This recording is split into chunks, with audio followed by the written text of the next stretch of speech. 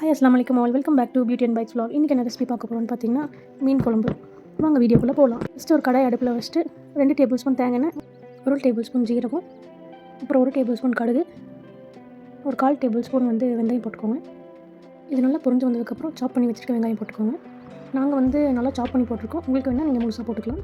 இது நல்லா வணங்கட்டும், எண்ணெய் மேலே வர மாதிரி நல்லா வணங்கட்டும். நல்லா வணங்கினதுக்கப்புறம் ஒரு 10 பல்லு பூண்டு போட்டுக்கோங்க. பூண்டு போட்டு இதையும் நல்லா வணக்குங்க. நல்லா வணங்கி அதை எண்ணெய் நல்லா மேலே வரட்டும். மேலே வந்ததுக்கப்புறம் 1 டேபிள் ஸ்பூன் மிளகாத்தூள் போட்டுக்கோங்க, 2 டேபிள் ஸ்பூன் மல்லித்தூள், அப்புறம் குழம்பு மிளகாத்தூள் ஒரு 3 டேபிள் ஸ்பூன் போட்டுக்கோங்க. இதெல்லாம் போட்டு நல்லா வணக்கிக்கோங்க. இந்த ஆயிலே நல்லா அந்த மசால் வணங்கட்டும். இதில் கல்லுப்பு தேவையான அளவு போட்டுக்கோங்க. போட்டு இது நல்லா வணங்கட்டும். ஒரு பிஞ்ச் மஞ்சத்தூள் போட்டு நல்லா வணக்கிக்கோங்க. அப்போ தான் அந்த மசால் வாசம் பச்சை வாசம் அடிக்காது. அதுக்கப்புறம் 4 தக்காளி அறுத்து அதை நல்லா ஃபைன் பேஸ்ட்டாக அரைச்சிக்கோங்க. இப்போ அந்த வணக்கி வச்ச மசாலா நம்ம தக்காளி பேஸ்ட் இது பண்ணி நல்லா வணக்கிக்கலாம். அந்த பச்சை வாசம் போகிற வரைக்கும் வணக்கிக்கோங்க நல்லா தக்காளியை. கருவேப்பிலை போட்டுட்டு நீங்கள் கரைச்சி வச்ச புளி தண்ணியை ஊற்றிக்கோங்க.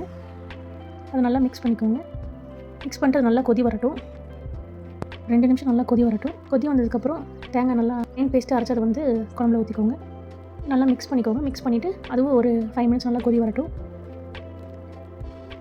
சேனல் சப்ஸ்கிரைப் பண்ணாதவங்க சேனல் சப்ஸ்கிரைப் பண்ணி பெல் ஐக்கானை கிளிக் பண்ணிக்கோங்க. இப்போ நல்லா கொதி வரட்டும். மீன் கழுவி வச்சுருக்கோம். இப்போ பாருங்கள், ஓப்பன் பண்ணி காமிக்கிறேன். குழம்பு நல்லா கொதிச்சிருச்சு. இந்த மாதிரி கொதி வந்ததுக்கப்புறம் நீங்கள் சிம்மில் வச்சுட்டு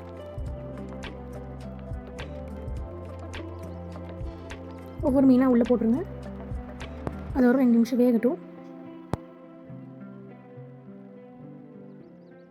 இப்போ மீன் நல்லா வெந்துருச்சு. இப்போ தேவையான அளவு கொத்தமல்லி நல்லா கட் பண்ணி மேலே தூவிடுங்க.